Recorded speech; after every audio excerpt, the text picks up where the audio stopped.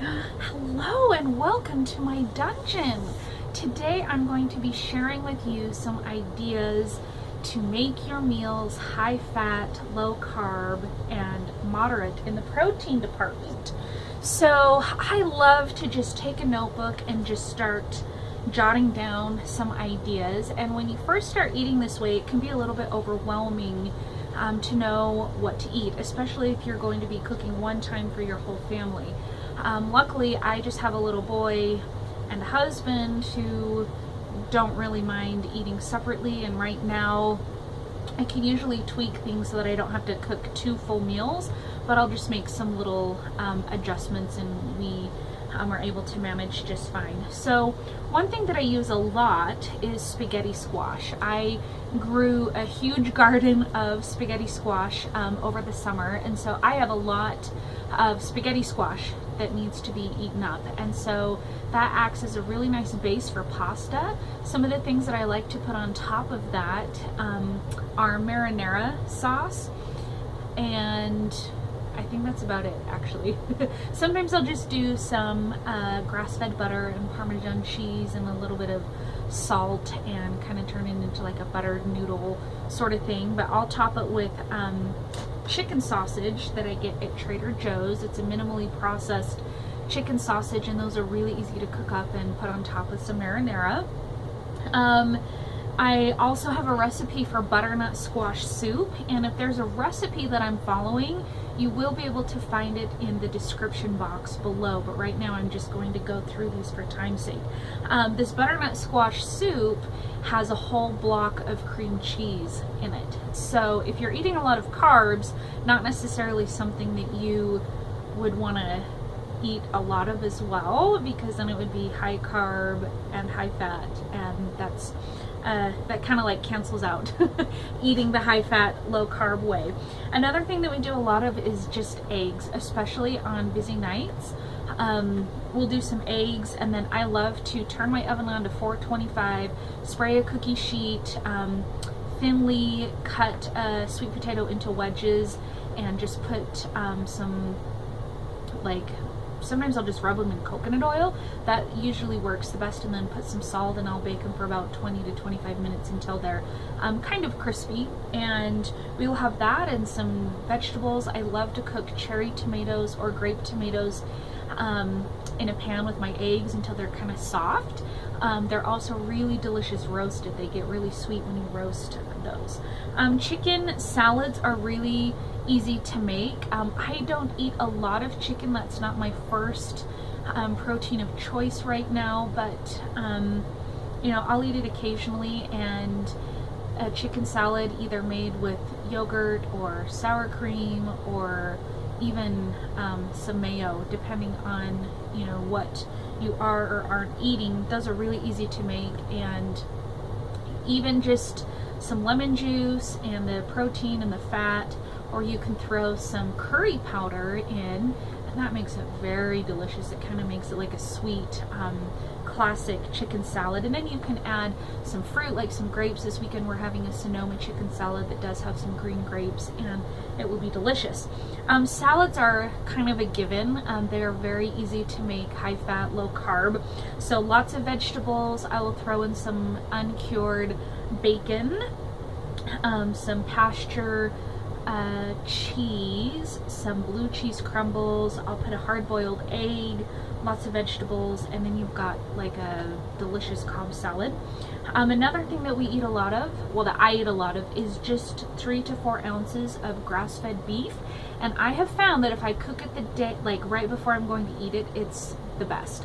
It doesn't reheat very well, I have found, and I will just season it with salt and pepper and eat that. And some of the things that I'll put with it, most always I will eat blue cheese with my beef because I really love that flavor combination. And then broccoli with some butter on top is another good option. If you are going to have your carb or your starchy vegetable with your protein, it really tastes like a home-cooked kind of like comfort food. And I love to do a baked potato or a sweet potato, and I love the kabocha squash. It's a kind of looks like a big thick disc almost. I haven't seen them in the stores lately, but I was seeing them about a month ago everywhere, and it's a really fleshy orange squash, kind of like an acorn squash. Those are really, really delicious. So you could have that, you could have butternut squash, pretty much any kind of squash is really good with the beef, because it's I don't know, it just pairs really nicely with that. If you are eating corn, that opens up a whole realm of possibilities. I am still kind of new to the high fat, low carb, and so I have been trying out different grains to see how they make me feel, but for the most part, I don't eat very many grains. I try to get my carbohydrates from potatoes or squash, but I have had some corn. It doesn't seem to bother me.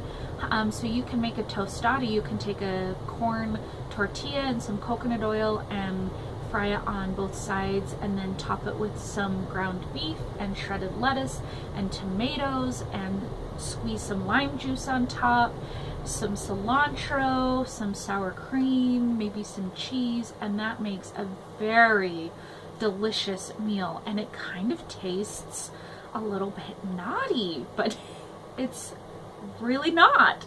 So I love to do that. I love to puree vegetables into different kinds of soups. I do have a recipe for a zucchini cauliflower soup that would make you think it was made with cream, and you certainly could add heavy cream to this and make it delicious, but it's a curried cauliflower zucchini pureed soup, and it's delicious, and that by itself would be a very low carb meal, but it's not super high in fat, and so you could do some cheese or some eggs or some kind of an animal protein with that. I have a recipe for a blueberry walnut blue cheese spinach salad, and that is very delicious. So I'm getting the fat from the walnuts, the fat from the blue cheese, and then I'm getting blueberries, which are super high in fiber and antioxidants, plus I'm getting the spinach, which is really good, and then I'm getting the extra virgin olive oil, which is an excellent source of fat. I have experimented with some rice pasta. I've had this 2 times since going high fat, low carb, and I felt just fine after eating it. I didn't really notice an increase in cravings, but you kind of have to figure out what works for you. But sometimes on those times that I've had the rice pasta, it's been for a very specific occasion. Like I'm feeding, the one time that I can think of, I was feeding all of our friends lasagna, and I just chose to have the rice pasta, and I topped that with the chicken sausage and the marinara. So rice pasta has a lot of different possibilities.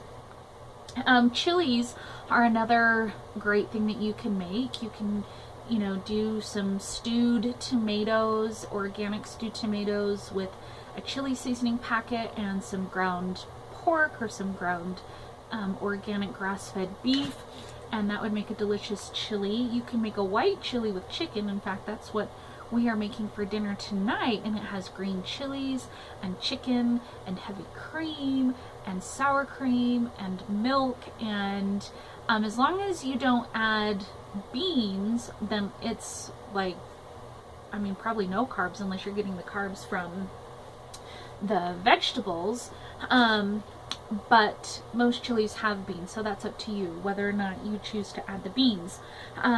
Pretty much anything Thai food I have found I can kind of work into my menu.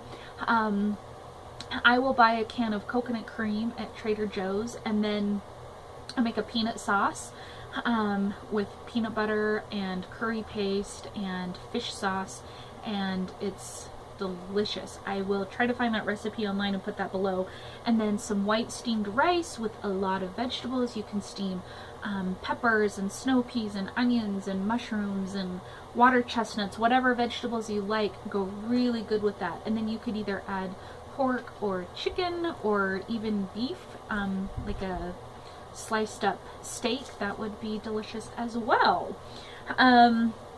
Roasting your meats like a pork, or if you can find like a tri-tip steak roast or a beef roast. I am not really good at cooking roasts. I tend to dry them out no matter what I do, but I have had a couple times where I have been successful when I cook it in my slow cooker. I just have to get the right cut of meat, and I'd have to, you know, remember what kinds of meat cook the best in the crock pot, but eventually the crock pot will break those meats down, even if you get like a cut of meat that might not seem super tender. The longer you leave it in the crock pot, at least for me, then the more that slow cooking will break down the meat so it's nice and tender. And that you can throw lots of things in the crock pot. You could throw your potatoes, your carrots, your onions, so that you have your starchy vegetables with your protein, and then have a side salad to get some more vegetables in. If you can handle the corn tortillas, you know, you just have to read the label, and if that works for you, then you can easily make some delicious cream cheese enchiladas, either with shredded chicken. Just make sure that you're buying the absolute highest quality chicken that you can. And I find that if I get the bone-in meat and slow cook it, then it's so much more flavorful and it just falls off the bone. So that is very delicious. So you can make some cream cheese chicken enchiladas with that. You can do beef enchiladas. You just have to check all of the labels if you're using something that's packaged, but for the most part I try to just make everything from scratch. I have a recipe for a kale and avocado salad, and it is to die for. It has avocados and lime juice and radishes and cilantro and extra virgin olive oil, and I know that that one is online, and so I will put that one down below. But one big bowl of that kale salad with all the avocados is enough to keep me full from lunch pretty much until bedtime. It is so delicious. I love it. Oh, and it has some, I think it has some, no, I'm thinking of a different salad. It doesn't have cumin powder. So pretty much picking your protein and then a starchy vegetable like a potato, some squash, that is like the simplest way to go. And if you just always have those things on hand, then it's pretty easy to just pick your protein, bake, you know, 5 or 6 potatoes for the week if you're going to have a starch every single night.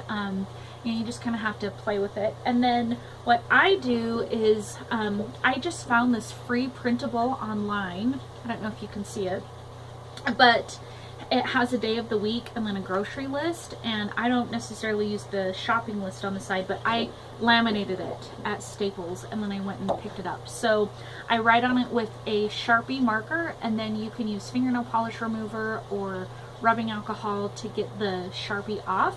I find that if I use a dry erase marker, by the time I've like used it and my little boy has pulled it off the fridge, or I've like thrown it in my purse, if I'm going to fill it out while I'm going, then it just gets ruined. So that's why I choose to use the Sharpie. But hopefully that will give you some ideas of some meals that you can have as you're making this transition. And good luck with everything. And if you have any questions or other meal ideas, please share. I love to get ideas from other people because, like I said, I am pretty new to this, so I am by no means an expert. But thanks for coming to the Dungeon Diaries, and I will see you in my next video.